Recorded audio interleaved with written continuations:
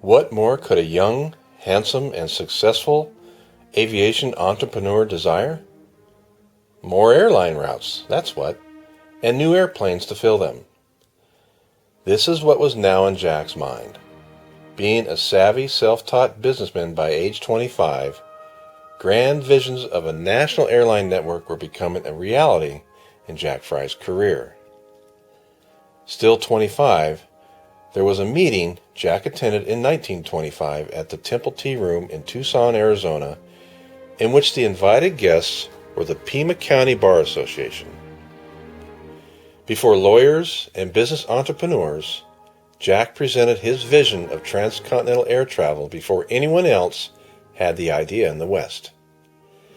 He expressed the great advantage of a businessman being able to travel from El Paso to California overnight by way of a stop in Tucson, then catch another Airbus to his final destination.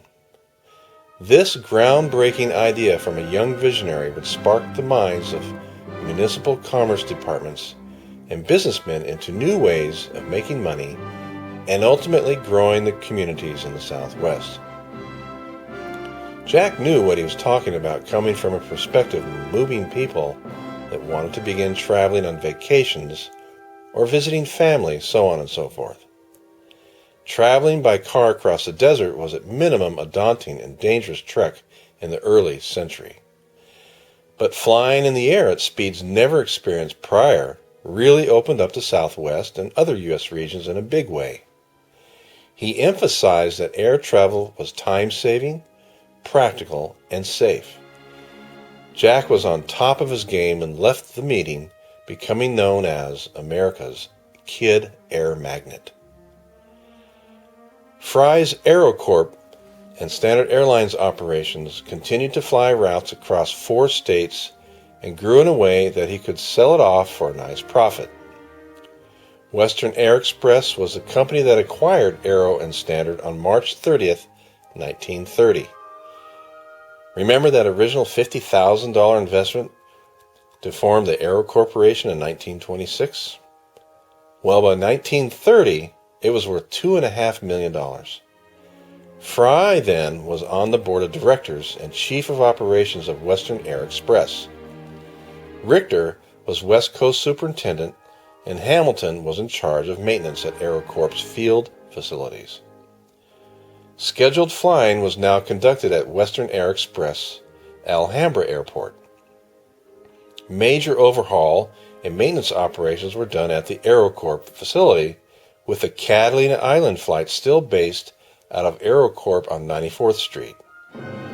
Western Air Express, with FRYE in charge of operations, expanded greatly, with new routes sprouting to San Diego, San Francisco, and Oakland, California.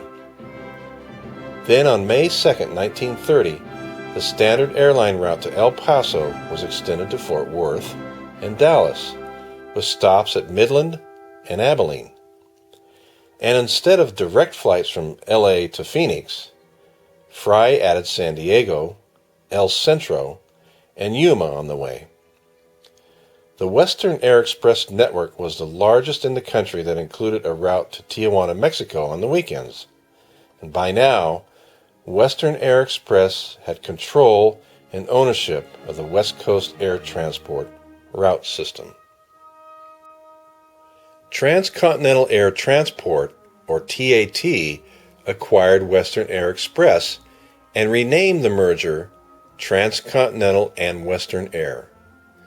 By the end of 1934, Jack FRYE was elected president of the new TNWA operation, known as TWA, on December 12th, and the rest, as they say, is history.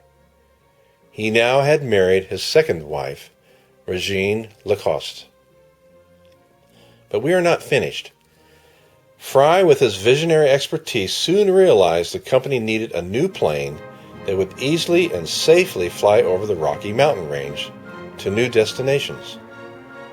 This called for an all-metal, multi-engine aircraft that would fly higher and faster than any other prior. The Ford Trimotor was suddenly outdated and inefficient. The airline industry is now in high gear, and Jack FRYE was its leader. An important date to remember in history is August 2nd, 1932. This is the day Donald Douglas received a specification letter from Jack FRYE for a new airplane that would revolutionize air transport and passenger travel for decades. As Douglas stated, this was the birth certificate for the DC line of aircraft. What he was looking at was the requirements for the DC-1 that evolved into the famous and most successful airplane ever built, the DC-3. You can go to the Jack FRYE blog page at jack-fry.blogspot.com and look for the DC-1 page, and you will be able to read the whole history and development of this great airplane that changed the world. And we're not finished yet. Jack FRYE has many more surprises. The DC planes were a huge success that pointed the way to even more growth in higher elevations. Up to now, and by 1934, Tommy Tomlinson and Jack FRYE had been undergoing extensive over-weather flying experiments in the DCs and the Northrop Gamma single-engine plane up to 25,000 feet. This had never been done, much less thought about, before Jack and Tomley. Years before, with Aero and Western Air Express, Jack knew passengers needed to fly in comfort. I say needed because Jack always thought about the customer's safety and comfort first. So during the late 20s and early 30s, these two hero pilots went where no other dared before and established the parameters for flying with oxygen above the clouds, out of the weather, in smooth air. It was during these tests they realized there were smooth and fast winds up to 150 miles per hour up there that they could take advantage of with their planes. They had discovered what we call today the jet stream. Through this, they also learned about de-icing the wings and better radio communications. Suddenly, TNWA became the industry's leading pioneer line to develop many safety devices and equipment improvements that are still used today. Jack FRYE himself still holds many patents from his illustrious career as a pioneer aviator. The next thing that happened was the realization they needed to pressurize the cabin.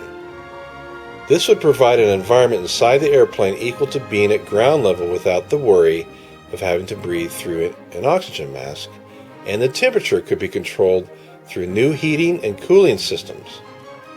In other words, the flying cabin would feel like being home in the living room at 20,000 feet. A new specification was let out by FRYE and Company in 1935, and Boeing answered the call.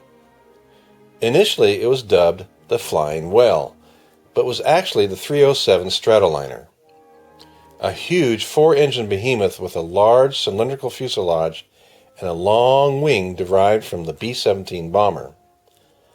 By 1937, TWA ordered 5 307s and another purchased by Howard Hughes for his private use.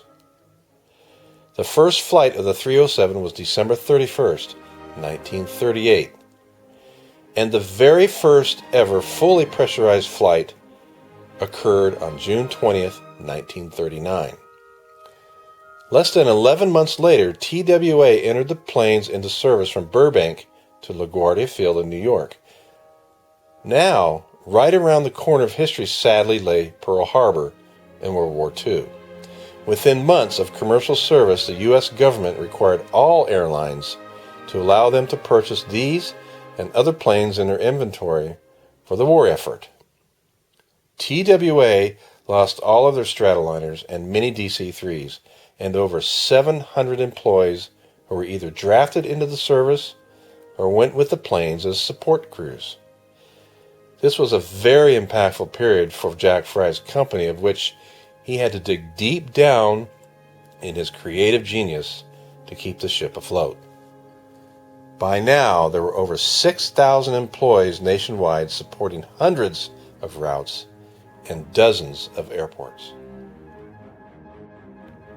Be sure to listen to Part 3 of the Jack FRYE video bibliography.